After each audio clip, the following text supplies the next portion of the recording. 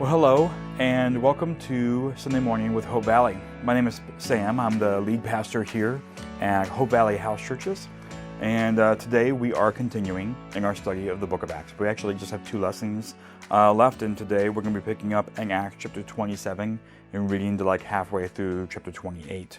And so before we get into today's lesson, I just want to bring you back to the application question from our last lesson. Each week we try and give ourselves a question to challenge ourselves to actually do the things that we are learning, because that's how we actually learn the truth of the scripture, is by putting it into practice, right? And so the question from last week was, what door do you just need to step through this week? And if you might remember, the last lesson talked about taking the doors that are open, that God is opening in front of us, even when they look hard, maybe even when they look like the hardest of all the doors to walk through. And how often those can be the ones that are going to lead us to the best final results. And so sometimes we, are in our lives and we're just like, there's a door that's clearly open, but we just don't want to step through because we're waiting for an easier one. And so the application question again for last week, what door do you just need to step through this week? Pretty simple. So if you're in a group setting, that'd be a great time to pause the recording, discuss some testimony about that, and just see what you guys have all been doing with that question. So let me just go ahead and get you caught up with where we're at in the book of Acts. Again, we're going to be picking up in Acts chapter 27. And Paul has been in Roman custody now for 2 years in Caesarea. After seeing no other way out, Paul had appealed to Caesar in order to bypass this circular legal process with the Sanhedrin and get to Rome, which is where he knew that Jesus was calling him. And so while this decision moved him towards Rome, it also kept him in prison when he could have been freed. And that was one of those kind of frustrating points we saw in the last lesson. Paul is now ready to embark on his journey to Rome, and that's where we're picking up. And he is apparently joined by Luke, who was allowed to travel with him, and maybe with a few other guys as well. And so that's where we're picking up today. Acts 27, verse 1, we see Luke rejoins Paul, and he's actually traveling with him on this journey. So the question we want to have in our mind as we go is, why is hope so important? Okay, I want you to be thinking about that question. Why is hope so important? And let's go ahead and pick up here in verse 1. So it says, when it was decided that we were to sail to Italy, they handed over Paul and some other prisoners to a centurion named Julius of the imperial regiment. And when he had boarded a ship of Adramyttium, we put to sea, intending to sail to ports along the coast of Asia. Aristarchus, a Macedonian of Thessalonica, was with us. And the next day we put in at Sidon, and Julius treated Paul kindly and allowed him to go to his friends and to receive their care. And when we had put out to sea from there, we sailed along the northern coast of Cyprus, because the winds were against us. And after sailing through the open sea of Cilicia and Pamphylia, we reached Myra in Lycia. There the centurion found an Alexandrian ship sailing for Italy and put us on board. Sailing slowly for many days with difficulty, we arrived at Cnidus. And since the wind did not allow us to approach it, we sailed along the south side of Crete off Salmone. With still more difficulty, we sailed along the coast and came to a place called Fair Havens, near the city of Lasea. And by now, much time had passed, and the voyage was already dangerous. And since the Day of Atonement was already over, Paul gave his advice and told them, men, I can see that this voyage is headed towards disaster and heavy loss, not only of the cargo and the ship, but also of our lives. But the centurion paid attention to the captain and the owner of the ship rather than to what Paul said. And since the harbor was unsuitable to winter in, the majority decided to set sail from there, hoping somehow to reach Phoenix, a harbor on Crete facing the southwest and northwest, and to winter there. And when a gentle south wind sprang up, they thought they had achieved their purpose. And they weighed anchor and sailed along the shore of Crete. But before long, a fierce wind, called the northeaster, rushed down from the island. And since the ship was caught and unable to head into the wind, we gave way to it and were driven along. And after running under the shelter of a little island called Coada, we were barely able to get control of the skiff. And after hoisting it up, they used ropes and tackle and girded the ship, fearing they would run aground on the Syrtis. They lowered the drift anchor, and in this way they were driven along. Because we were being severely battered by the storm, they began to jettison the cargo the next day, and on the third day they threw the ship's tackle overboard with their own hands. For many days neither sun nor stars appeared, and the severe storm kept raging. Finally, all hope was fading that we would be saved. And since they had been without food for a long time, Paul then stood up among them and said, "You men should have followed my advice not to sail from Crete and sustain this damage and loss. Now I urge you to take courage, because there will be no loss of any of your lives, but only of the ship. For last night an angel of the God I belong to and serve stood by me and said, 'Don't be afraid, Paul. It is necessary for you to appeal before Caesar, and indeed God has graciously given you all those who are sailing with you. So take courage, men, because I believe God that it will be just the way it was told to me. But we have to run aground on some island.' And when the 14th night came, we were drifting in the Adriatic Sea, and about midnight the sailors thought they were approaching land. They took soundings and found it to be 120 feet deep. When they had sailed a little farther and sounded again, they found it to be 90 feet deep. Then, fearing we might run aground on the rocks, they dropped 4 anchors from the stern and prayed for daylight to come. Some sailors tried to escape the ship. They had let down the skiff into the sea, pretending that they were going to put out anchors from the bow. Paul said to the centurion and the soldiers, 'Unless these men stay in the ship, you cannot be saved.' Then the soldiers cut the ropes holding the skiff and let it drop away. And when it was about daylight, Paul urged them all to take food, saying, 'Today is the 14th day that you have been waiting and going without food, having eaten nothing. So I urge you to take some food, for this is for your survival, since none of you will lose a hair from your head.'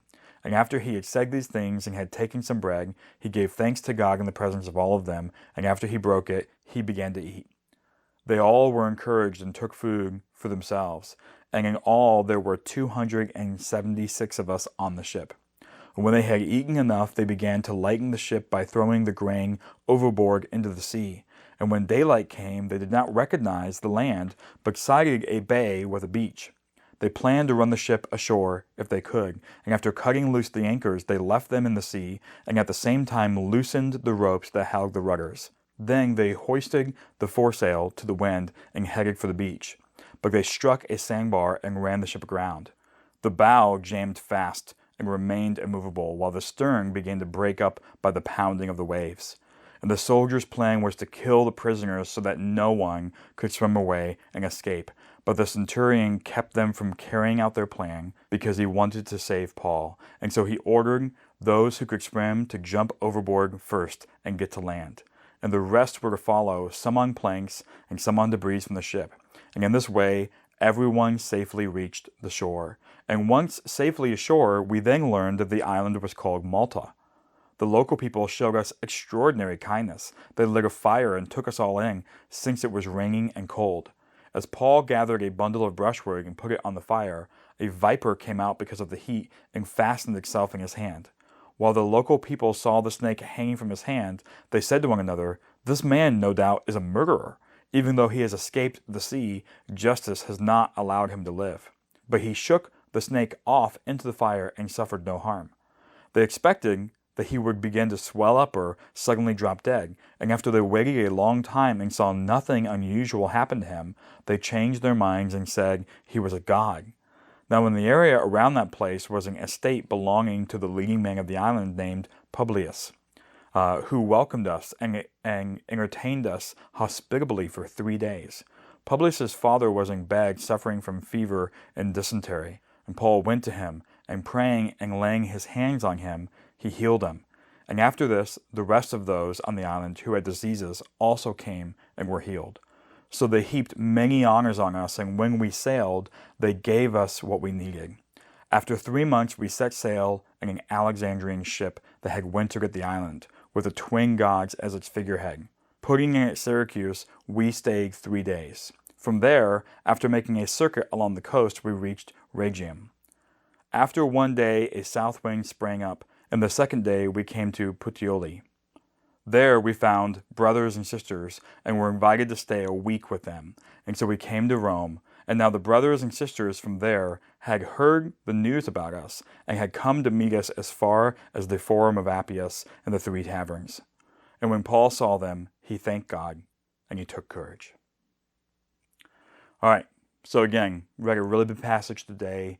We're going to take a moment now and break this down because there's a couple of major points I want us to focus on. The first is that the ship crew put themselves in a bad situation. We saw that pretty early on, right? Paul gave them advice based really on his experience as a sailor of the Mediterranean Sea, right? Paul had now several years of travel under his belt, going back and forth across the Mediterranean. He sailed a lot, right? Paul isn't giving them advice because of a word from God. Paul just knows the weather patterns of the times of year. That's why it's significant that it was after the Day of Atonement, because that tells you how far into the year it was. And so Paul knew the way the weather was going to be, and he was like, listen, I know what I'm talking about. I've sailed a lot. We've got to like not go any further. It's not going to go well, right? Again, it was based on Paul's own expertise. But they dismiss him, right? It says that the Roman centurion, he decides, we're going to listen to the captain and the owner, not Paul. It turns out Paul, of course, was right, and they encounter this terrible storm, right? And not only are they in a bad storm, but what we actually see at this point of the story is that they're beginning to lose hope and motivation. And it's really hard to make it. It's really hard to survive and really push yourself through anything if you don't see a point, if you don't think that there's anything to fight for, right? And so we see there in verse 20 of chapter 27, Luke says, finally, all hope was fading that we would be saved, right? And so they're not only in a bad storm, which by itself is just terrifying, but they've also begun to lose hope and any kind of motivation that they can actually make it through this alive. And so the second major point we have here is that we see that God gives them enough information to anchor them, right? He gives them one simple promise that they can hold on to, actually, and that is simply that they will all survive the voyage, right? When Paul gets the word from the Lord through that angel and then shares it with the rest of the crew, it's not actually a lot of information. If you consider everything that's about to play out and how complex the rest of the story becomes, the information that the angel gives Paul is actually very, very small. It's only a simple promise. And that simple promise is that they're going to make it to Rome and everyone's going to make it. They're all going to live, right? That's this one simple promise that God gives them to hold on to, right? And we saw that in verse 21 to 25. So God doesn't tell them what to do. He doesn't tell them what else is coming. He doesn't give them a play-by-play for, you're going to do this with the ship, and you're going to do this with the ship, and here's how you're going to get off, and then don't worry, there's going to be people on the island, and they're going to take care of you, and then you'll make it over here, and then you'll get a ship, and he doesn't tell them any of that stuff, right? He just says, don't worry, you're all going to live, you're all going to make it. That's it, right? He just removes their biggest fear, which is death and failure. So it doesn't give them this elaborate play-by-play. But they had begun to lose hope that they could be saved. They began to lose hope that they were going to live through any of this. And so he just removes that. He says, don't worry. You are going to live through it. Every single person on the ship is going to live through it, right? And this is important because we have to remember that hope is not about knowing how something is going to work out. Hope is really about being confident that it will. Right? That's an important distinction. Hope is not, when God gives us hope, it's not about knowing how things are going to work out, but it is about knowing that they will work out, right? And so this third, final major point here is that they make it through the storm by holding on to God's one promise that he gives them, right? This one promise that they're going to survive. By holding on to this one promise, they find the motivation to find the heart to eat and strengthen themselves. You can see how much they were despairing because they weren't even eating. And so Paul's like, go ahead and eat. We're going to live. You need your energy. You need your strength, right? And we saw that in verse 33 to 37. They find this motivation to form a plan for getting back to shore safely. And they fight through the ship breakup and they make it to shore. They're able to find the strength and the motivation to do all of these things based purely on one single promise from God, and that is that they are going to make it and they're going to live. And while they hold on to God's one promise, God does everything else, right? God protects the lives of everyone on the ship. This is verse 42 to 44. He provides for them on the island of Malta through the people. That's in the next chapter in verse 2, right? He protects Paul from the snake's poison. He blesses and heals all the people of Malta. So the ship, the prisoners, the Romans, Paul, his crew, everyone, they're all saved. They're all blessed by the people of Malta. But then all the people of Malta are also blessed. It says that everyone who was sick came and everyone got healed, which is pretty wild, right? We also see that God provides provisions and passage to Rome, and then that God plants people along their way to welcome them and care for them. You see this kind of repeating. So you see all these miraculous things. Everything just begins to just kind of fall into place. Once they hit that beach, everything begins to fall into place and work out, and you just see God's provision where he's not only blessing the ship, but he's blessing the people around them, and all these amazing miracles are just happening one after another. All of that came while they held on to not some detailed action plan that God had given them. All that had come while they held on to a single promise that God had given them, and that was that they were going to live. So this is an important thing for us to think about, because God gives us promises to anchor us to him while he works on our behalf, right? A lot of times when we hear from God, like, we talk about this a lot, we want to know how things are going to work out and when are they going to work out. We want all these questions answered. We want the play-by-play.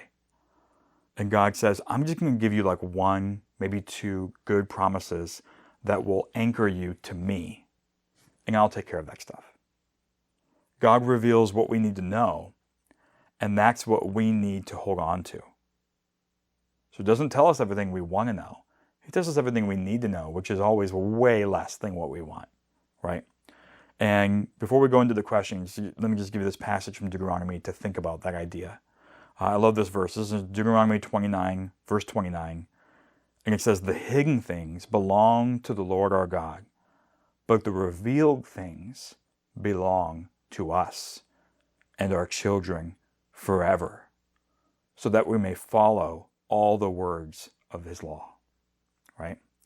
And so there are tons of things we want to know, and these are hidden things.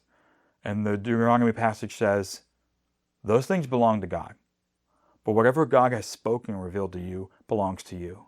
And that's what we saw here in this passage. God said a very simple promise.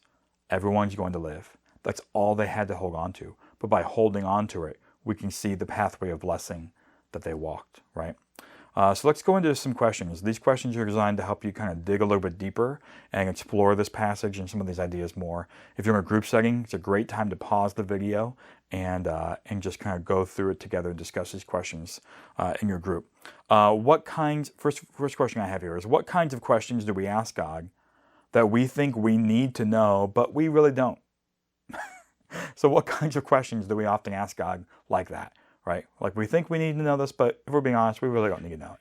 What are those kinds of questions, right?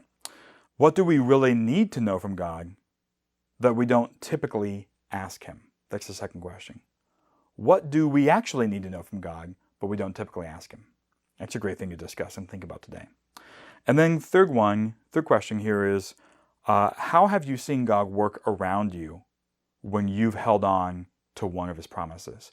So maybe let's share some testimonies and how we've seen this play out in our own life when God gives us a simple promise to hold on to, and how we see him work in our lives while we hold on to his promises. Okay, and here's just kind of where I want to land the plane today. Just my kind of final thought as we wrap up.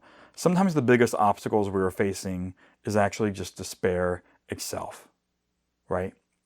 That is sometimes just the biggest obstacle we're facing, is just despair itself. If we don't think we can make it, it's hard to think of solutions or find the energy to do what we need to do. I mean, that's why Paul even had to remind them to eat, because they had given up hope, right?